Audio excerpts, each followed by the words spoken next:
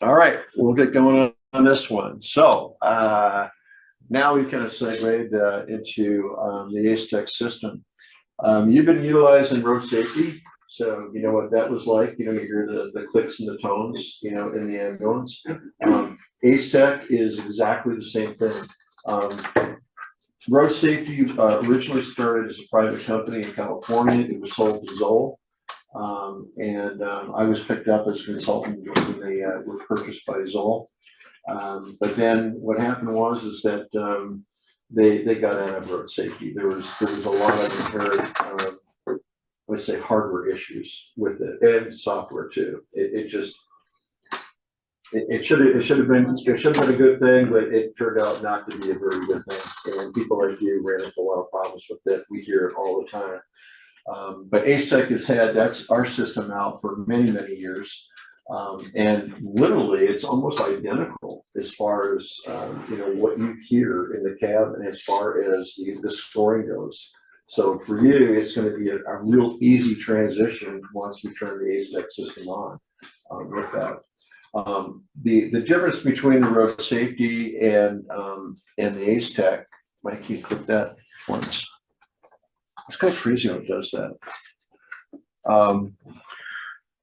Yeah, we have the safety component to it, but we also have a fleet module with it, and we're looking at operational data on the fleet. We can do fleet scheduling for maintenance. We can look at fuel efficiency, and then we can also look at geofencing and looking at location data and pull all that information out. So it's really a comprehensive system to look at your whole total fleet, not just the safety aspect of that.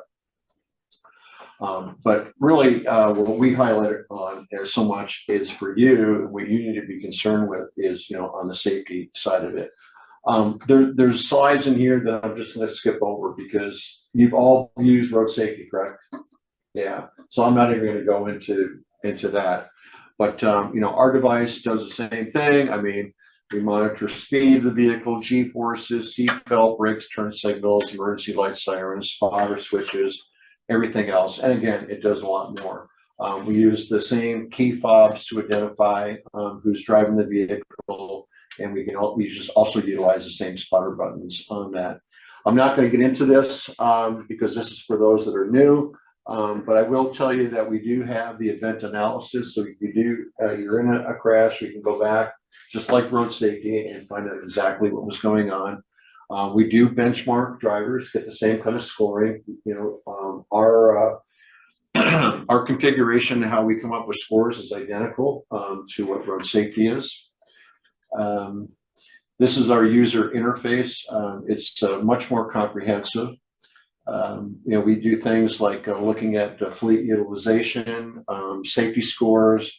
We can look at your maintenance to make sure vehicles are getting their prescribed maintenance done on time, nothing's overdue. Looking at location, you know, how many times you went to a hospital, how long you were at that geofence if you're idling, and then also looking at connection speed and making sure that, you know, we're connected up to the cloud. Looking at things like your battery levels, fuel levels, and so on and so forth. This map right here is utilized in a lot of communication centers. I like this one much better over than road safety because we pull in a lot more data. We monitor data from the ambulance every 1/100th of a second, and we send it up into the cloud every 10th of a second. And we use what's called a global SIM card, which means that we will hit any cell carrier regardless of who it is. Okay, so we're always trying to find the strongest cell signal. If for any reason we don't get a cell signal, we'll collect the data because we have onboard memory in that device. And once we get a strong signal, boom, we'll go ahead and upload it into the cloud.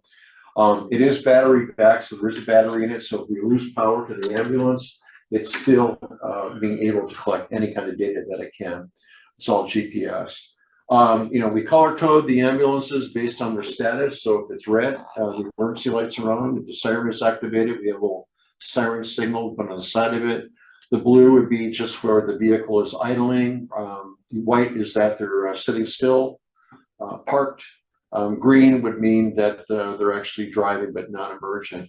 We can also pull up additional information. We can look at the speed of the vehicle as compared to the posted speed limit.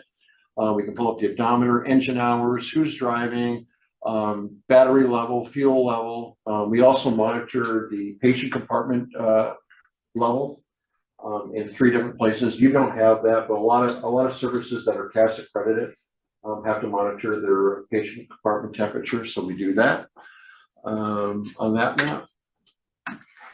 The replay, this is the one that really can save you if you're in a crash. I literally, since I've been doing this, 10 cases where I've been called as an expert witness in court to show data, and 9 out of the 10 were able to exonerate the driver based on the reports that you see right here. It just amazes me how often I go into court and you read the depositions, and you read the deposition what the driver or paramedic was saying, then you read the deposition of the other party and somebody's lying, okay? And when you look at the reports, I know right away, it's the plaintiff who's suing the ambulance service. They're lying because they're looking for deep pockets, big money, Hey, you know what? Harrison County Hospital, they got money, I'll embellish it, the facts. They don't embellish it, they actually downright lie on it. But this is going to be your best friend right here. This one right here is really going to save you. And again, what we're doing is we're monitoring all the different events that occur during a journey. A journey is from when the ignition is turned on to when the ignition is turned off. So I monitor everything that's going on with the vehicle, monitoring the speed as compared to the posted speed limit. We can tell when the emergency lights are activated, like you're in the red, when the siren is activated, turn signals, brakes, if there are any speed violations or G-force violations, so on and so forth. All those will show up, on this report. And yes, it is acceptable in court. We monitor the G-force levels with accelerometer, just like road safety. We have, the 2 different levels, level 1 and level 2. As you know, those level 2s, you're in the back, you're hanging on for dear life. Okay, you don't want those, those level 2s. Patient is very uncomfortable back there. We also have a level 3 that's not on this report. Level 3 is indicative of a crash. But you will get these reports. We can send these out via email. The report, you'll see your name, you will see your driving performance number. I don't pay attention to these numbers, and I'm going to tell you to not pay attention to it as much as I want you to pay attention to the distance / counts. So, with road safety, you had your ABC score, average miles between counts. A count would be a G-force, speed, seatbelt, or spotter. Okay, that's a count. We call ours average distance between infractions. Okay, that's our acronym for it. And where we want people to be is average 8 miles between a violation. And the research has shown year after year after year, research that we do, that we have third parties do, that if you can maintain 8 and or above, you can reduce your preventable crashes by up to about 90%. Okay, so all you got to do is just an average of 8 miles between a violation. That will show up right here in that user / count. So look at this number right here. All we want you to be, just like road safety, is 8 and above. Okay, these numeric numbers right here, 1 through 10. Once we get our new system, our actually new user interface, these are going to match the old road safety numbers, okay? Because remember, if you were a level 5 driver, that meant that you were 8 to 15 miles between counts. At 16 miles between counts, okay, you became a level 6 driver. That's what road safety. We're going to migrate over to that, okay? But you'll get it as soon as you see this report. Again, all you want to do is look at the distance for counts, okay? Any questions on that one at all? That's where we're just a little bit different, you know, in the scoring. Just how we report it. I'm not going to talk about this because you guys are already doing that. Yep, we know what the benefits are for that. You're still going to get the clicks before you get into the G forces or speed. We're going to alert you. You know, if you exceed that threshold, you're going to get the high pitched key, which you got a violation. Key fobs, you get to use your same key fob, log into the system exactly the same way. Speed is, we measure speed right off the speedometer, just like road safety does. We're not using GPS speed at all. And again, like road safety, the speed settings are do not exceed. You're going to be using static speed, which is a do not exceed speed limit on the high end, either emergent or non-emergent. Dynamic speed is basically a posted speed limit. I do not suggest that we use dynamic speed. The reason is that speed limits change, and when they do change, there is a latency by the time that we get it updated into our database. It can be up to a month, even up to 3 months. Okay, so if we're going to hold you accountable for a speed, okay, we want to make sure the speed limit is correct. That's why we just don't go by runway speed limits. But again, we will know the speed limit, of the roadway, certain accuracy of that. Yep, we have the non-emergent and non-emergent speeds, just like you do. Violations are the same. Okay, so like every second you stay in a violation, you get a point. If you get into like the high overspeed or the high G-force, then you're penalized a little heavier on that for every second. We also have a grace period. Same thing you have with road safety. We give you, a grace period. So if you exceed that speed limit, you're getting out on the freeway, and you have to go past a car or go around. Yeah, we give you that grace period to exceed the limit.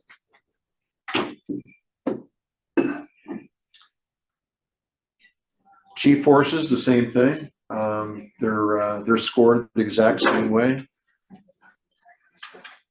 And we monitor acceleration, deacceleration, and lateral side to side. Seat belt, you have the same kind of seat belt, 1 point per second. Same thing with the spotter. I think you have 60 seconds when you press it. Vehicle goes in reverse. You'll have them in the back of the patient, in the ambulance, in the patient compartment. This one you don't have to see. This is all for brand new people to our system. And again, the scoring is identical. So what we do is that, our acronym is ADBI, average distance between infractions. Road safety was ABCs, or average miles between counts. A count is an infraction or a violation. And because we know the distance that you drive when you log in, no matter what vehicle you're on, what day it is, we tally that number up, we divide it by the number of infractions or violations that you get, and then we come up with, your ADBI score. So as an example, just like road safety, you drove 350 miles, you had 15 counts or violations, your ADBI score or ABC score would be 23.3. You're doing great. Fantastic, because you're above 8 miles between violations. That's what we want. We want to see that. Maintain that, you're doing very, very well. What we do differently is that we can change the formula. Road safety didn't allow you to change the formula. We do allow it. But I can tell you that I advise most not to change it unless you have some problems. But pretty much stick to what it is. And again, this is the report. We can send these report to you. We can send it daily, weekly, monthly, quarterly, if you want. Before I get into this, one of the new things that we're going to be coming up with, because technology is just advancing with our camera system, we're using AI. So our AI now will be able to do facial recognition. And once we get that facial recognition going, those key fobs go away. So the AI camera will be able to recognize who's driving and then log you in, which is really Go good. away too, right? Hmm? The seatbelt sensors go away too. And the seatbelt tube will go away. Yeah. Yeah. The only issues that we're running in with the seatbelt is that if you're wearing like a gray shirt, okay, and you got a gray seatbelt on at night, sometimes it's hard for us to pick it up. But if we do see a violation like that, what we do is that you just tell our system, is this an actual violation or not? And we say no. And that's how the AI learns. You know, it will learn that. Hopefully we'll see that first quarter come out on new cameras. Same thing, don't tamper with the system. People think that they can unplug a wire. Because we have an internal battery, that device still has power inside of it. And I'm not an electrician or knowing that, but what it's looking for is resistance. So if it sees that resistance leave, then it knows a wire gets pulled, and it will take the date, time, place on that. Legal considerations, I talked about that. Yes, it's all discoverable. As well as, you know, you have an event data recorder in every vehicle, even your own personal car has got a data recorder in it.